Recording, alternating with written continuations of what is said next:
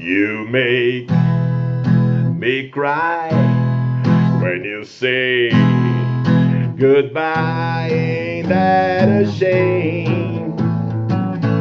My tears feels like rain. Ain't that a shame? You don't want to complain.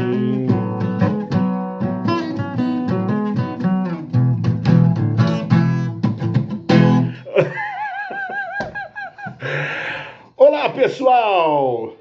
De volta! Discografia comentada dos Beatles. Primeiro vídeo aqui de 2021. O ano em que o Brasil... Tomara, sobreviva. Feliz ano novo mais uma vez para todos vocês. Agradecendo imensamente aqui as mais recentes audiências do programa, sempre agradecendo a todos vocês, inscritos ou não inscritos, que passam por aqui.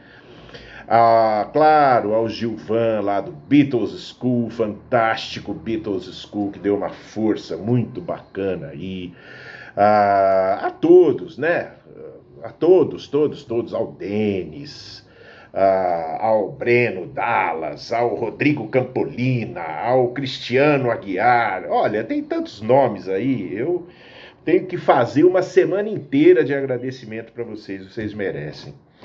Bom, aqui esse cenário com os quadros dos Beatles aqui na sala da minha casa, foi um toque lá de um amigo meu, o Laerte, que deu um toque. Marcelão, porra, põe uns quadros dos Beatles aí atrás, cara, né? Fica tudo muito frio lá naquele ambiente. Tá aí, sugestão do Laerte, realmente fica melhor assim, né? É que fiquei tão acostumado a gravar lá, aquele é o meu quarto, do lado da janela, né? Aquela coisa arejada, assim, mas... Bacana aqui, ter os nossos queridos Beatles aqui atrás é bem legal, né? Pano de fundo bem interessante aqui. Gente, ó, no fim aqui do vídeo tem o sorteio, hein? Tem o sorteio aqui, tá cheio de coisa aqui, botei o nome de todo mundo que andou escrevendo aí e tal. Então vai rolar o sorteio do disco imaginário dos Beatles, The Dream is Over. Só me falta hoje sortear um cara e ele também não aparecer. Vai ficar feio, né? Porra. Bom, olha aqui. Paul McCartney. O título em inglês desse disco é Back in the USSR. Seguinte. Fazendo uma brevíssima recapitulação. O Paul... depois que ele lançou Press to Play em 1986, o disco foi muito malhado pela crítica, todo mundo considerou, inclusive eu, uma produção bem over, com muitos recursos eletrônicos, muita zoeira sonora lá da época. Era o Paul McCartney tentando lá se parecer com o pessoal que estava fazendo muito sucesso na época, né? Enfim, foi uma empreitada que não deu muito certo, embora o disco tenha boas músicas e tal. O fato é que ele entrou em crise lá, né? E ainda mais que o George Harrison com o Cloud9 estava fazendo um puta sucesso, o povo ficou meio cabreiro, lá ficou bolando, né? Bolando o que queria fazer, se ele fazia um som mais Beatles, se ele, enfim, continuava lá na trilha pop dele, sintonizada com os recursos da época, piriri pororó. Então ele foi gravando, foi compondo. Ele começou uma parceria com Elvis Costello, na tentativa de se reciclar. O Elvis Costello tinha lá um quê de John Lennon, né? O Elvis tinha uma visão mais... e tem até hoje uma visão mais sarcástica, né, das coisas, assim. Ele é um compositor também de mão cheia, um cara rebuscado, que tem um conhecimento musical legal, né? Então o Paul achou que ali o Elvis seria uma boa figura ali para ele montar uma parceria que pudesse ao menos revigorá-lo, né? E eu acho que deu certo. Essa parceria começaria a aparecer no Flowers in the Dirt, e começou, na verdade, com o lado B do single All Those Years Ago,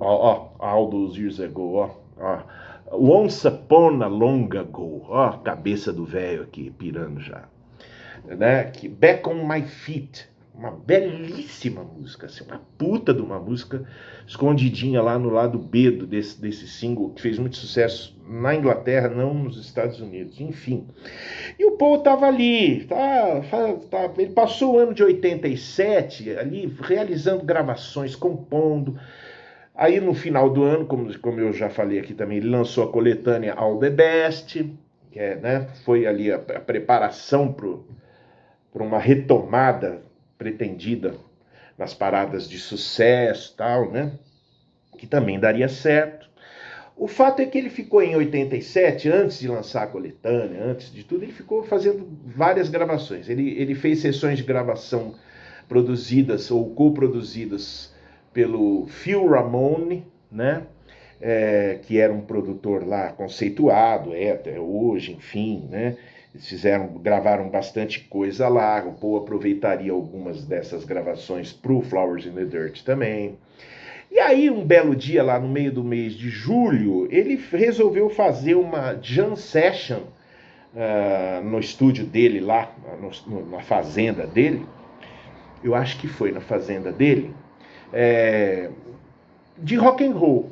Aquela coisa do Paul, típica dele, né? Toda vez que fica meio over, né? Vocês lembram disso? Foi assim nos Beatles com o projeto Get Back, depois no Back to the Egg, ele também resolveu, depois de mergulhar lá no pop da época, ele resolveu voltar um pouco para as raízes, fazer um disco mais pesado. O Paul sempre teve essa, ele faria isso no Run Devil Run, em 99, né? É bem da característica dele, assim, então ele volta sempre para as raízes, e foi o que ele fez. Ele juntou lá, eu até peguei aqui, deixa eu ver se no disco tem o nome dos músicos, porque eu preciso falar dos músicos. Eu peguei aqui um livrão que eu tenho, que é um livro bom pra caramba, que é assim, ele pegou o Mick Green pra guitarra, o Mickey Gallagher no piano, o Chris Wheaton na bateria, e o Nick Garvey também no baixo, e o Henry Spinetti na bateria. Esses músicos se alternaram ali durante 2 dias, os dias 20 e 21 de julho de 87, e ali gravaram cerca de 20 canções, ou, segundo esse livro aqui, 16 canções. Kansas City, 20 Flight Rock, Lordy Miss Cloudy, I'm in Love Again, Bring It On Home to Me, Lucille, Don't Get Around Much More, I'm Gonna Be a Will Someday, That's Alright Mama, Summertime, Ain't That a Shame, que eu tentei tocar aqui, Cracking Up Just Because, Midnight Special, It's Now or Never, e I Wanna Cry. Mas tem mais coisa, ele gravou mais faixas, né, ao que se sabe, ao que se revelou posteriormente, né? Inclusive No Other Baby, uma música que ele gravaria também no Run Devil Run. I Saw Her Standing There, dos Beatles, ele gravou também. E aí ele gravou esse disco e ficou naquela assim, ele queria lançar, foi um disco totalmente gravado ao vivo, foram jam sessions, ele gravou ao vivo aquelas coisas do Paul, né? Como ele fez no Wings Wildlife também, né? Primeiro disco dos Wings, né? Ele queria uma coisa espontânea, ele queria lançar esse disco, mas a estratégia de marketing dele, do empresário dele, que se não me engano se chamava Richard Odigan, era gravar esse disco e lançar ele lá, normalmente na Europa, nos Estados Unidos, como sendo um disco pirata russo, porque naquela época os Beatles e outros artistas de rock estavam tocando muito na Rússia, tinha muito comércio de disco pirata na Rússia, tinha muita essa coisa, né, naquela ocasião, disco dos Beatles, dos Stones, de todo mundo. E o Paul entrou nessa jogada de marketing. Só que a gravadora EMI não gostou da parada e falou, não é legal, isso não vai pegar bem, não gostamos. Aí o Paul resolveu fazer o quê? Lançar o disco na Rússia. Ele, sabendo que os russos estavam curtindo muita coisa dos Beatles e dele mesmo, e pagavam uma grana, e compravam discos piratas, né? O Paul resolveu fazer um lançamento exclusivo na Rússia. E fez, pela gravadora Melodia, que inclusive no acordo final foi proibida de fazer, vamos dizer, de exportar esse disco para o Ocidente. Era um disco que o Paul e a EMI queriam com exclusividade lá na Rússia, e foi lançado na Rússia. Só que esse disco se esgotou rapidamente, e aí começaram a aparecer as cópias piratas mesmo. E a minha, a que eu tenho até hoje, está à venda, inclusive, lá na ginger3003.mercadoshops.com.br, eu acho que é uma cópia pirata, né?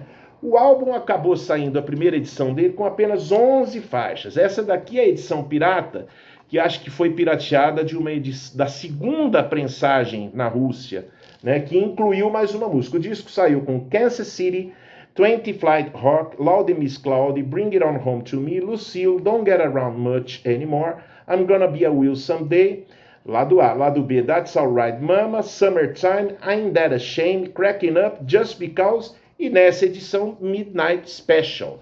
Depois do CD entraram mais 2 ou 3 faixas. O CD seria lançado finalmente no Ocidente em 1991, né? Ou seja, foi uma baita de uma jogada de marketing do Paul. Porque nesse próximo, mais uma, né? O cara é foda, gente. O cara é. Bom, ele é inglês, os caras inventaram o capitalismo praticamente, né? E o que aconteceu foi que assim, o Paul, desde que ele começou a querer lançar o disco no Ocidente como bootleg, a EMI não gostou, aí eles lançaram na Rússia, aí isso saiu na imprensa. Ou seja, é aquela estratégia de marketing bem esperta, né? De começar a plantar uma sementinha, começar a criar um buchicho na mídia. Enquanto isso, o disco continua sendo um objeto misterioso, que vende rápido, acaba e começa a ter cópia pirata. As cópias na Rússia dos discos originais eram vendidas assim em média por 250, 300 dólares. Então isso virou um buchicho, né? Ou na Rússia.